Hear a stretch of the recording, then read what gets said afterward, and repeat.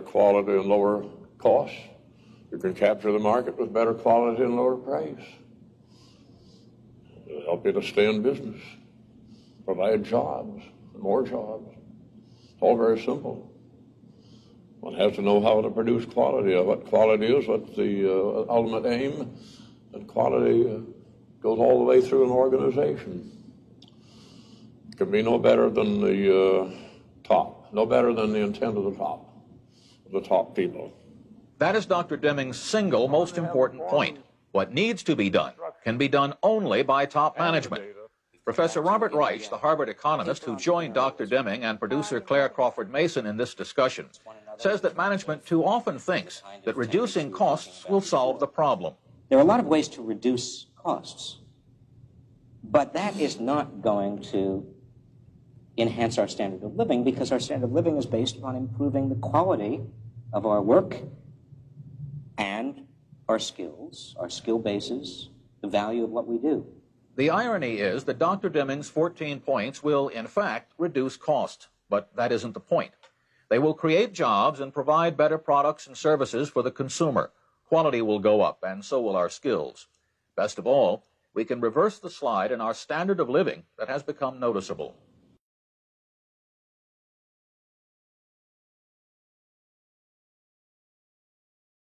Point number 5 is continual improvement of processes. Finding what's wrong is not improvement of the process. If there were a fire here in this building and somehow we put it out, that does not improve the building. That's not improvement. That's putting out fires. People, it's very important to understand the difference between putting out fires, plugging leaks, and improvement of processes. One company I asked, what do you do about these problems? Well, we run it down to the bitter end, and even if we have to go to Brazil to find what happened there, we find it out. It sounds great. That's a path toward destruction, because they're not studying the system. They're managing outcomes, managing defects, instead of looking at the system that produced the defects. Point 5 sounds like point 3. Well, yes, in a way it does. Each of Dr. Deming's 14 points is implicit in all the others. The way not to depend on mass inspection, point 3, is to continually improve the process, point 5. To do that, you'll need quality supplies, point 4. If finding a quality supplier takes time, well, remember point 1, constancy of purpose. And also, remember to adopt the new philosophy, which just happens to be point 2. No one of Dr. Deming's points stands alone, nor did he intend that one should. The 14 points are one philosophy, an original way of looking at business and industry or anything else.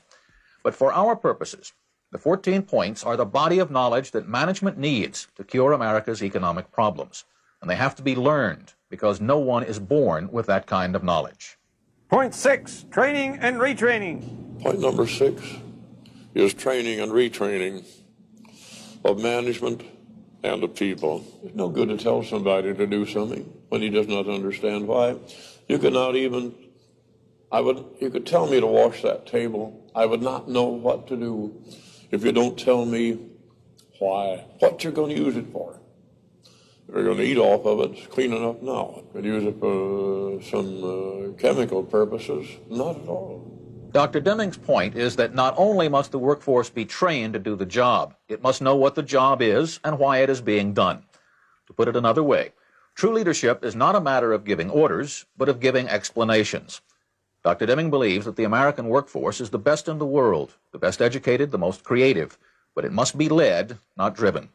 Professor Rice says it's a matter of recognizing the worker's value. Your most precious possession is not your financial assets. Your most precious possession is the people you have working there, what they carry around in their heads, and their ability to work together. Dr. Deming says the best way to get workers to work together is to explain specifically what each person's job and responsibility is, then to divide the work into specific steps. Each person treats the next person along the line as the customer, who must be satisfied. Everybody as a customer in any organization, be it a laundry, bank, newspaper, manufacturing, education, no matter what. to do my work, I need to know who's going to use it. Whom am I working for? In an organization, who's my customer? Why am I here? What am I doing? And the customer, the next stage, must work with the preceding stage. Somebody put it so well, an anonymous contribution in one of my seminars. This I can do for you. Here's what you could do for me. Isn't that nice? When work is organized that way, it's easy to see that two basic beliefs of American management are simply wrong. Blaming the worker, right? In a way, the first belief is that if everyone did the job and worked hard, you'd get quality. But if the process is wrong, all the hard work in the world can't make quality. Make sweat. The second belief is that if workers would pay attention and not make mistakes, all our problems would be solved. Won't work. Well, when Dr. Deming is asked about that, he asked people how they think Continental Illinois Bank got into trouble. You think that happened because of mistakes of tellers? Mistakes in calculating interest on penalties and loans? Do you think so? Does anybody think so? From operations? Nonsense. Those things are attributable to management. In fact, Dr. Deming says only 6% of the problems in industry can be traced to the workers. 94% are caused either by management or by the system. And since only management can redesign the system, only management can be blamed if it's wrong. Justice. Well, it's not exactly fair. Just as the workforce has to be trained, so does management. Leadership has to be better. Point number 7 is improvement of leadership,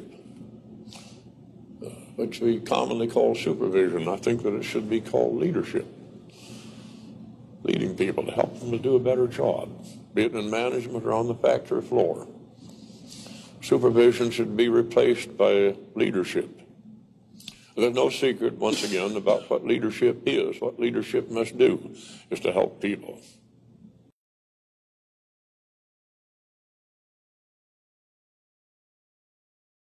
Point 13 is self-improvement, program of self-improvement, education, improvement in other ways, helping people to live better, education in whatever one's fancy might take him into,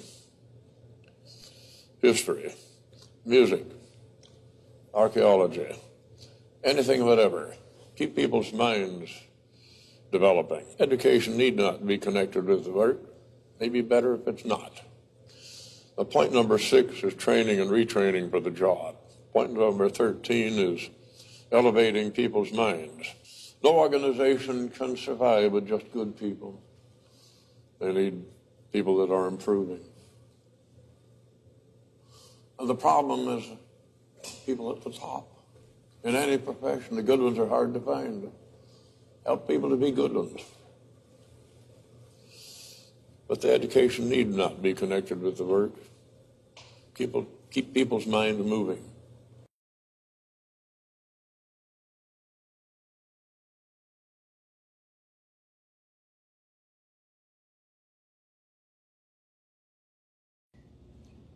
Someone wrote a note to me in my seminar in London recently to say that Mr. Murphy was an optimist.